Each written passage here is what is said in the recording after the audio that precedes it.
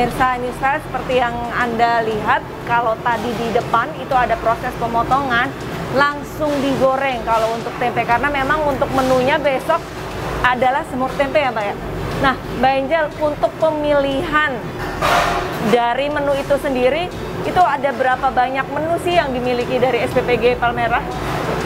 Kita ada banyak sih Mbak, misalnya kayak tempe itu kan bisa digoreng, bisa disemur, bisa ditepung, jadi ada banyak. Saya pikir nggak bisa dihitung karena misalnya ayam juga kan banyak jenisnya, untuk daging juga banyak jenisnya. Pak, mengenai kasus yang lagi ramai nih Pak, banyak sekali anak-anak yang keracunan makanan. Nah, hal yang perlu diperhatikan dan untuk mencegah itu terjadi bagaimana Pak? Oke, yang pertama kita lihat dulu dari jenis masakannya.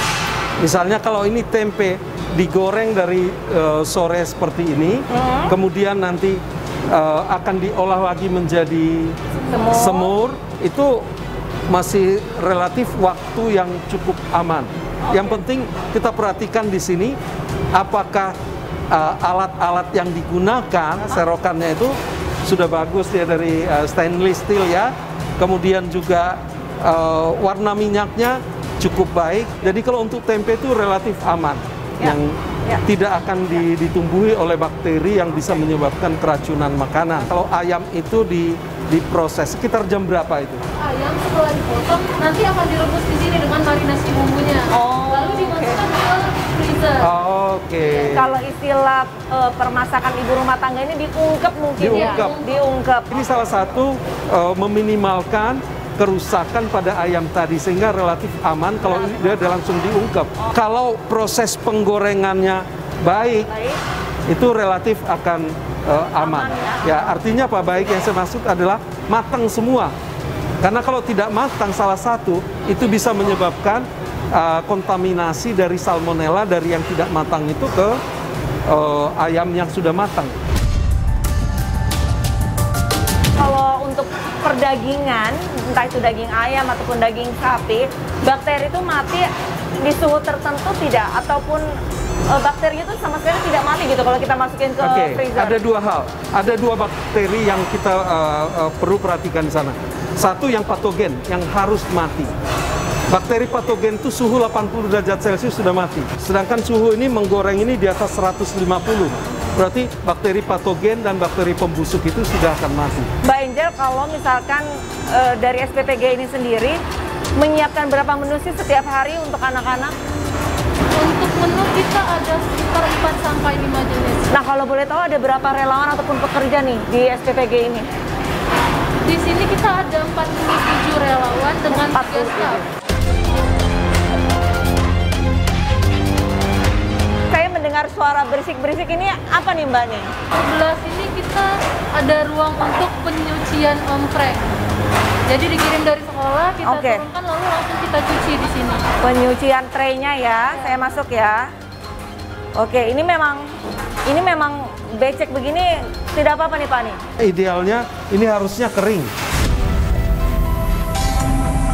8.000 anak-anak ini keracunan MBG. Nah ini sebenarnya faktor utamanya apa sih Pak? Kalau saya memperhatikan, itu adalah dari mutu bahan makanan awal.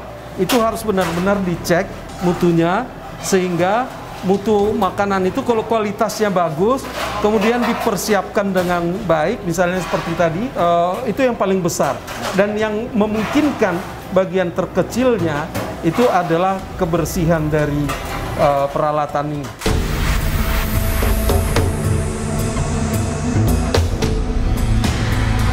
Pengawasannya seperti apa hingga tidak ada lagi kasus keracunan MBG? Kalau keracunan itu tadi adalah dari proses pengolahan ya sampai kepada akan dikonsumsi oleh klien. Itu harus dijaga. Tidak bisa juga dari SPPG udah bagus, tapi pada saat distribusi nggak bagus.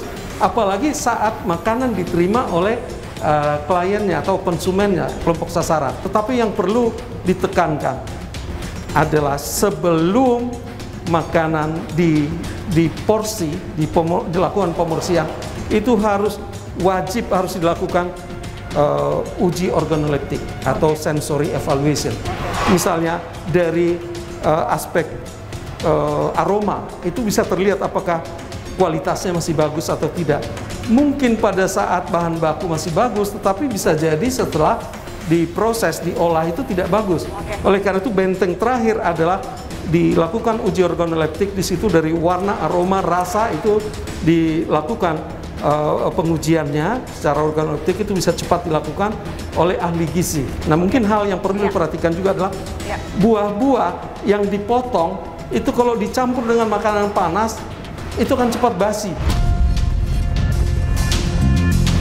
Jadi ini juga memilih buah-buah itu juga harus diperhatikan. Pada saat menemukan ada gejala keracunan, sebenarnya pertolongan pertama ini seperti apa sih, Pak? Yang perlu dilakukan adalah harus segera melaporkan ke petugas kesehatan setempat. Yang paling dekat itu ya apakah ada puskesmas di situ, harus ke sana. Apa yang harus dievaluasi dari pemerintah mengenai keracunan yang tengah ini masih sangat marak di sejumlah wilayah di Indonesia? Bahan makanan yang dipesan. Bahan makanan yang dipesan itu harus ada speknya. Spek itu spesifikasi. Misalnya ayam itu harus seperti apa, daging seperti apa. Pada saat itu datang itu harus ada yang ngecek. Nah, itu butuh ahli gizi di situ. Ya harus dilakukan juga tadi penambahan ahli gizi kan, karena satu ahli gizi yang khusus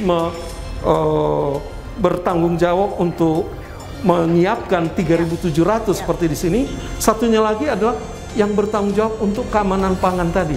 Kalau ini dilakukan, itu saya kira mutu makanan yang diproduksi itu akan cukup baik.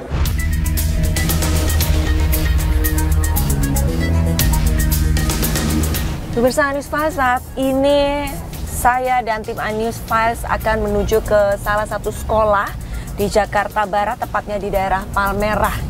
Kita akan sama-sama melihat bagaimana pendistribusian MBG di sekolah tersebut.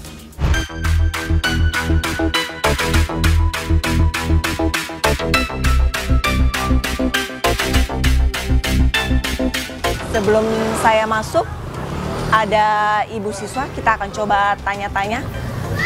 Halo Bu. Ya Kak. Ibu orang tua siswa dari sekolah ini? Ya.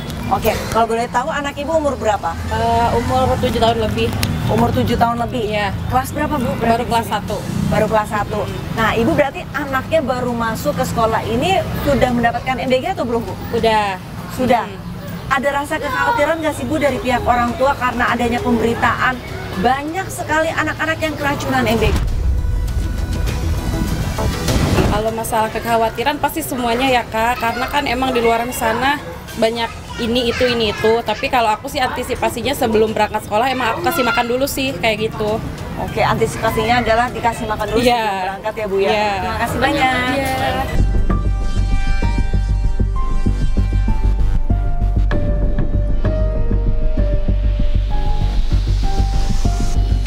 Pemirsa, saat ini saya sudah berada di SD dan SMP Barunawati 1, Palmerah, Jakarta Barat, dan kita akan melihat proses makan MBG di tingkat sekolah SMP. Yuk.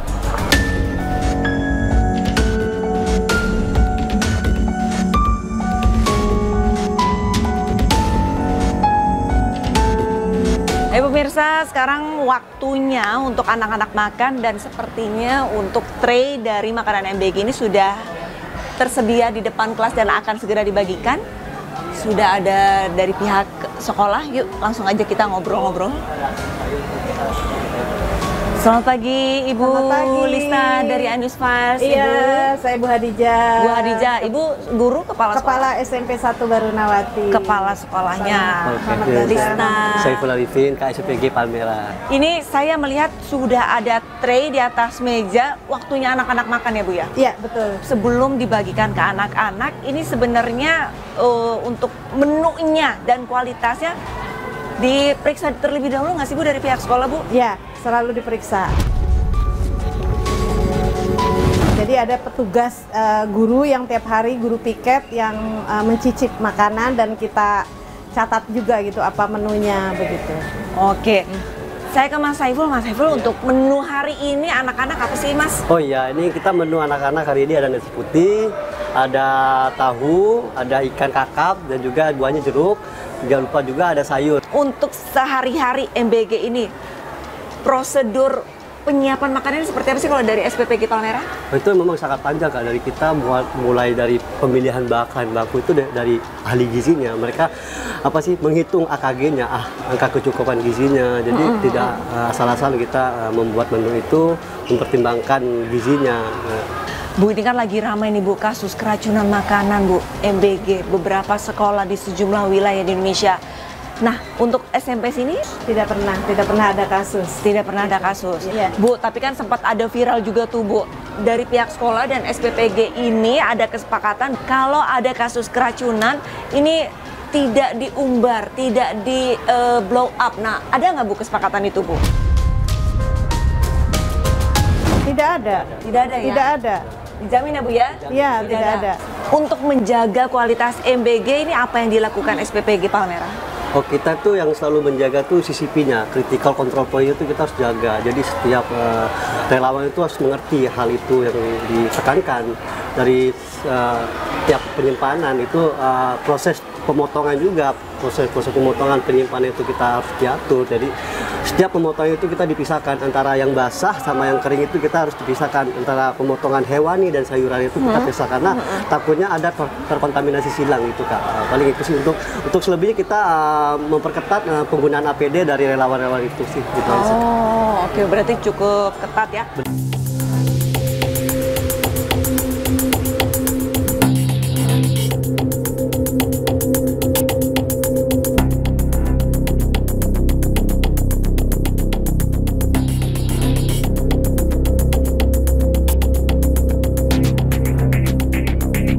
Baik, untuk menu hari ini, kalau kata Pak Saif, wah sesuai dengan pernyataan Pak Saif, ada ikan, ada tahu, ada sayur, dan buah jeruk. Saya cicipi, kita cicipi dulu ya Bu ya? Baik, Bismillahirrahmanirrahim.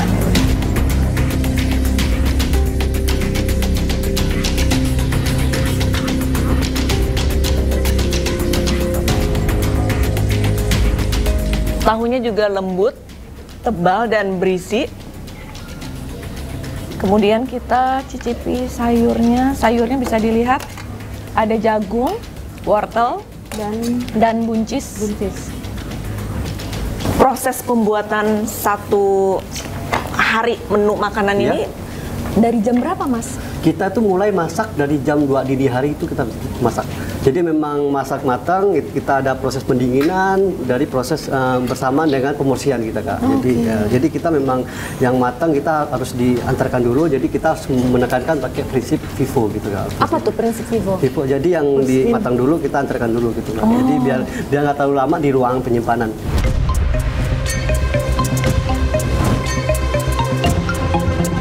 Perlu dia evaluasi. Jadi bener nggak angka 10.000 itu sama dengan sesuai dengan gizi yang harusnya dimakan oleh anak-anak gitu. Maka tidak heran jika ada